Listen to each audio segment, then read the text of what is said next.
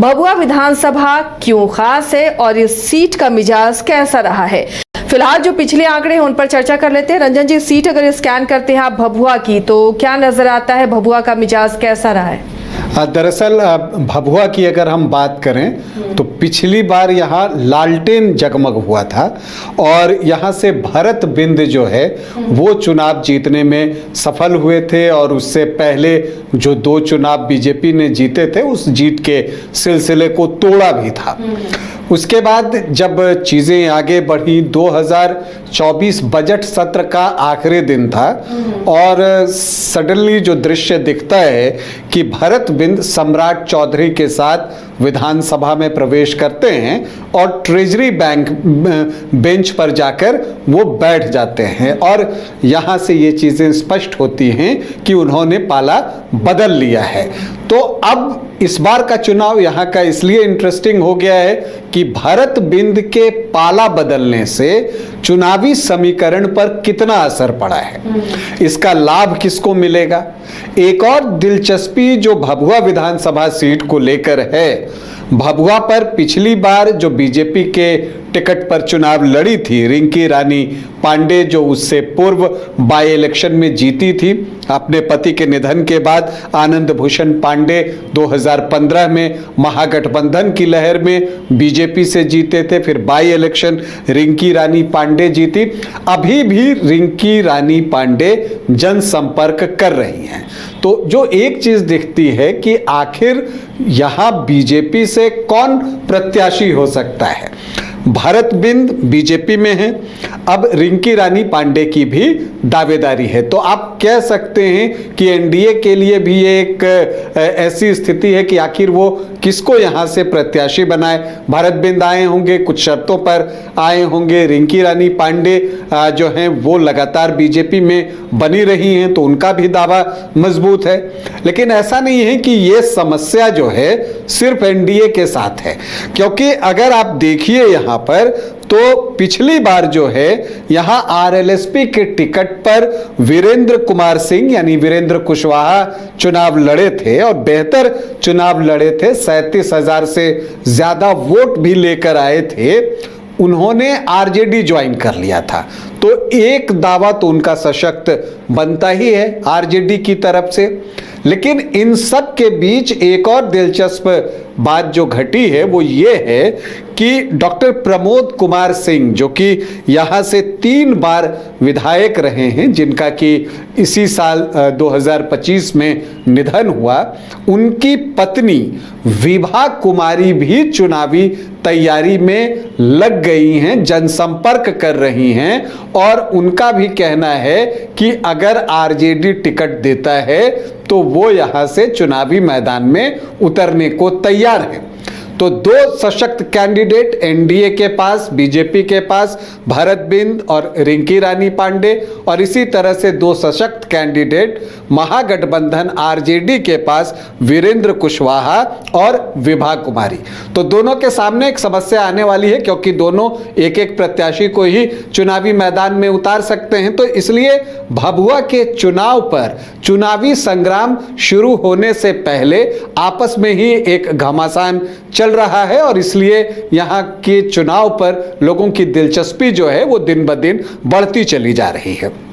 अगर भभुआ विधानसभा सीट के इतिहास में हम जाएं तो जो पहला चुनाव यहां हुआ था 1957 में हुआ था और दुलार चंद्र राम और अली वारिस खान 2 विधायक चुने गए थे, दोनों कांग्रेस से थे। इनफैक्ट भभुआ में जो पहले 4 विधायक हुए वो कांग्रेसी ही हुए।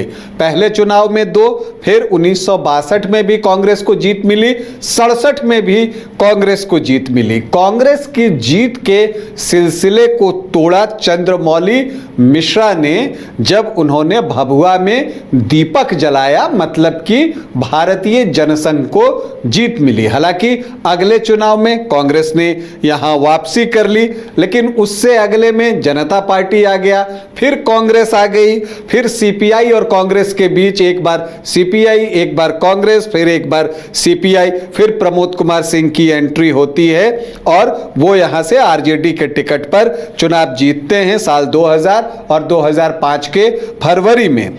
और फिर 2005 में यहाँ से बीएसपी को भी कामयाबी मिलती है और 2010 में एलजेपी जीतता है। तो 2015 और बाई इलेक्शन 2018 में बीजेपी को जीत मिलती है। 2020 में फिर से आरजेडी कामयाब होता है। तो यहाँ पर आप ये चीज देखिए कि यहाँ कांग्रेसी विचारधारा जो है वो लंबे समय तक रही। इनफैक्ट 7 बार जो है 7 विधायक कांग्रेस के यहाँ पर चुने गए हैं। तो कांग्रेसी विचारधारा को भभुआ ने समर्थन दिया, लेफ्ट को दिया, चूंकि लेफ्ट भी 2 बार यहाँ से चुनाव जीतने में सफल रहा, राइट को दिया, भारतीय जनसंघ 1 बार और बीजेपी 2 बार, तो यहाँ पर 3 बार आपको दिखता है। और बाकी टाइम जो है आप देखिए तो सोशलिस्ट पार्टियां हैं जिनको कि यहाँ 6 बार कामयाबी मिली, जिसमें बसपा भी शामिल है, बहुजन समाज पार्टी, और भभुआ में बसपा का एक अपना वोट बेस भी है। कुल 18 विधायक यहाँ चुने गए हैं, जिसमें कांग्रेस से 7, दूसरे स्थान पर आरजेडी है जिसके 3 विधायक यहाँ बने हैं, बीजेपी सीपीआई 2-2, एलजेपी बीएसपी जनता पार्टी और भारतीय जनसंघ 1-1। अगर आप सबसे सफल उम्मीदवार की बात कीजिए तो श्याम नारायण पांडे 4 बार भभुआ का प्रतिनिधित्व करने में सफल रहे हैं। अब अगर हम 2010 से यहां देखें तो कुल 4 चुनाव हुए हैं, जिसमें 2010 में एलजेपी से डॉक्टर प्रमोद कुमार सिंह चुनाव लड़ रहे थे और एक बेहद रोमांचक और कांटे के मुकाबले में उन्होंने आनंद भूषण पांडे बीजेपी कैंडिडेट को 447 वोटों से पराजित किया था।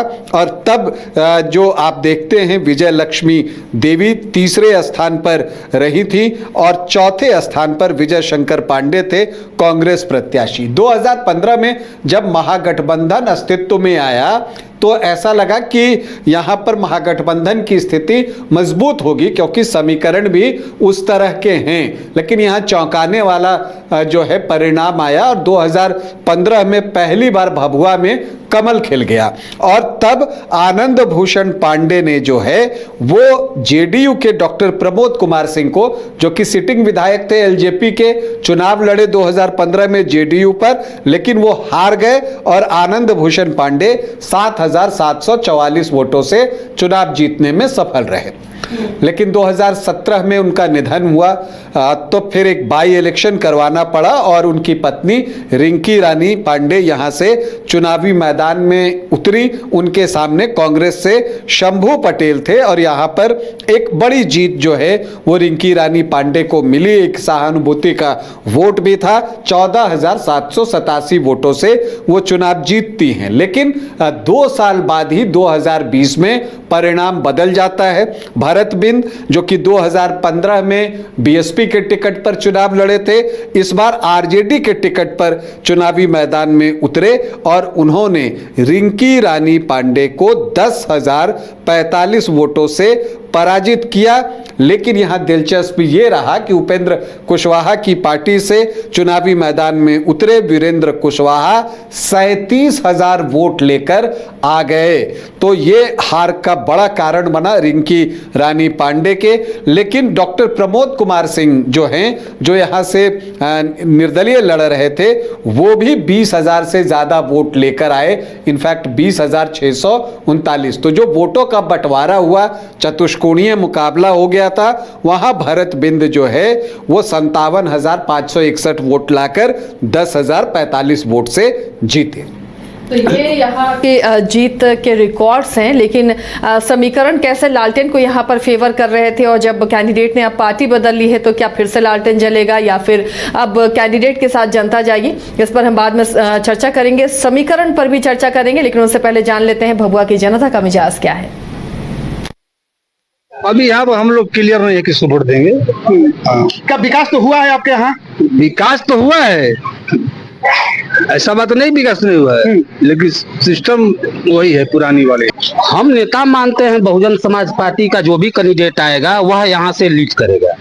तो क्या बहुजन समाज पार्टी दो बार इस क्षेत्र से, चैनपुर विधानसभा क्षेत्र से आदरणीय महाबली सिंह को चुना और महाबली सिंह जी पद के लालच में 2 बार बहुजन से चुनाव जीतने के बावजूद राष्ट्रीय जनता दल में चले गए और पथ निर्माण मंत्री बने। हमारे यहाँ विधायक जी यही आए कि 20 गाड़ी लेकर आए, करते हुए दौड़ा गए। कोई मर गया तो वहां से मरने के बाद वहां गए, वहां से भेंट करके फिर करते भगवा गए। जनता के बीच में समस्या, यानी कि साइरन क्या कहना चाहिए? कारण वही सन 2020 के बाद नीतीश कुमार ने ऐसे काम कर दिया कि टोटल पैसा उठा कर दिया मुखिया के फंड में। मुखिया जो है टोटल अपने आदमी के जन के काम करता है। हम जे के मनो के हम दे ना ना का है हम कोई नहीं कर, हम जे के मनो के हम दे। आपकी परी विधायक हो का हो कोई के देबा कि ना ना इधर के हम नहीं के यही का है, ऐसा नाराजगी का है बा? राशन नहीं खेल मिलत जी, हमके राशन। तो यहाँ की जनता का मिजाज था, लेकिन समीकरण किसको फेवर करते हैं उस पर भी चर्चा कर लेते हैं। रंजन जी, अगर भभुआ में समीकरण पर गौर करें तो आंकड़े किसे फेवर करते हुए नजर आते हैं? किस पार्टी को ज्यादा सपोर्ट मिलेगा समीकरण से? देखिए, इसका अंदाजा लोकसभा चुनाव के परिणाम को देखकर भी लगता है, जबकि तब तक भरत बिंद जो है वो पाला बदल चुके थे। बावजूद इसके यहाँ से कांग्रेस प्रत्याशी मनोज कुमार को 4,833 वोटों की लीड मिली। मतलब यहाँ कांटे का मुकाबला है। और जब आप यहाँ के समीकरण को देखते हैं तो यहाँ पर अनुसूचित जाति के जो वोटर्स हैं वो 22.25% हैं। यहाँ पर अनुसूचित जनजाति के वोटर्स भी 2.09% हैं। मुस्लिम 8.2%। यादव यहाँ पर उतनी संख्या में नहीं है, 5.5 से 6%। तो ये आंकड़ा एमओवाई का 14 से 15% पहुंचता है। राजपूत 4 से 5% और ब्राह्मण 10.5 से 11.5%। थोड़े बहुत जो हैं वो भूमिहार और कायस्थ। तो 15 से 16% जो है वो सामान्य जाति के वोटर्स हैं। कुशवाहा यहाँ 8.5 से 9% हैं और कुर्मी 7.5 से 8% और वैश्य 6 से 7%। तो आपको ऐसा देख कर लगेगा कि जो एनडीए को वोट करने वाली परंपरागत रूप से जातियां हैं वो 37 से 39% हैं। और इसमें अगर एससी वोट और अदर ओबीसी ईबीसी के वोट आ जाएं तो उनकी स्थिति मजबूत हो जाएगी। लेकिन पिछली बार क्या हुआ, कुशवाहा कैंडिडेट वीरेंद्र कुशवाहा आरएलएसपी से उतर गए, डॉक्टर प्रमोद कुमार सिंह कुर्मी कैंडिडेट वो आपको निर्दलीय उतर गए। तो एक बड़ा चंक इधर चला गया। तो जब आप इसमें से देखते हैं कि 16-17% वोट घट गया तो आप 20-22% पर एनडीए का वोट आ गया था पिछली बार। और रिंकी रानी पांडे को इसलिए 27% वोट ही आया, 27.21% वोट। तो दूसरी तरफ भरत बिंद जो हैं वो एमओआई के 14-15% तो उसके पास थे ही। भरत बिंद के जुड़ने से 8 से 10% जो मल्लाह वोटर्स थे वो कांग्रेस के पास गए थे। तो ये लगभग जो है आपको 32-33% के आसपास का आंकड़ा पहुंचता है। भरत बिंद को इसी के आसपास वोट आए थे। अब इस बार समीकरण बदलेगा। अब समीकरण किस तरह से बदलेगा? अगर भरत बिंद जो हैं वो आपको चुनाव लड़ते हैं तो वैसी परिस्थिति में अगर जनसुराज यहां से ब्राह्मण कैंडिडेट दे दे तो फिर जो है एनडीए कोटे के 10.5-11% वोट जो हैं वो कम हो जाएंगे। तो चैलेंज यहां एनडीए के लिए है। और खबर ये थी कि जो रितेश पांडे भोजपुरी एक्टर सिंगर हैं वो पहले बीजेपी से भभुआ में कोशिश कर रहे थे, लेकिन शायद कामयाबी नहीं बनी या उससे बेहतर कहना होगा बात नहीं बनी, तो उन्होंने जनसुराज ज्वाइन कर ली। उनकी पहली पसंद करगहर दिख रही है। लेकिन जिस तरह से पीके ने पिछले दिनों कहा कि हो सकता है कि वो खुद करगहर से लड़ें, तो ऐसी स्थिति में रितेश पांडे भभुआ आ सकते हैं। और अगर रितेश पांडे भभुआ आ गए तो ब्राह्मण वोटों का एक बड़ा हिस्सा लेकर वो चले जाएंगे। और वैसे में अगर भरत बिंद इंक्लूड भी होते हैं तो अगर 8-10% वोट आपको मिलता है तो 11-12% वोट आपका निकलेगा भी। तो एक ट्रायंगुलर फाइट की स्थिति बन रही है। यहां पर जनसुराज बहुत इंपॉर्टेंट रोल प्ले करेगा और वो यहां के मुकाबले को त्रिकोणीय बना सकता है। तो जनसुराज किस जाति से प्रत्याशी देता है ये देखना दिलचस्प होगा। साथ में ये देखना भी दिलचस्प होगा कि रिंकी रानी पांडे और भरत बिंद में से बीजेपी से कौन, और इसके साथ ही आरजेडी से वीरेंद्र कुशवाहा या विभा कुमारी मतलब डॉक्टर प्रमोद सिंह की पत्नी। तो स्थिति जैसे जैसे आगे खुलेगी वो चीजें और स्पष्ट होंगी, लेकिन कुल मिलाकर अगर आप भभुआ में देखिए तो ऐसा लगता है कि एक ट्रायंगुलर फाइट हो सकती है जिसमें बीजेपी आरजेडी आमने सामने होंगे और जनसुराज का प्रत्याशी परिणाम को प्रभावित करेगा। तो ये भभुआ की जंग जो इस बार दिलचस्प बनती हुई नजर आएगी, क्योंकि जनसुराज यहां से अपना कैंडिडेट देता है तो त्रिकोणीय मुकाबले बनेंगे और ये त्रिकोणीय मुकाबले किसे डैमेज करेंगे, किसे एज देंगे, इस पर भी हमारी नजर बनी रहेगी।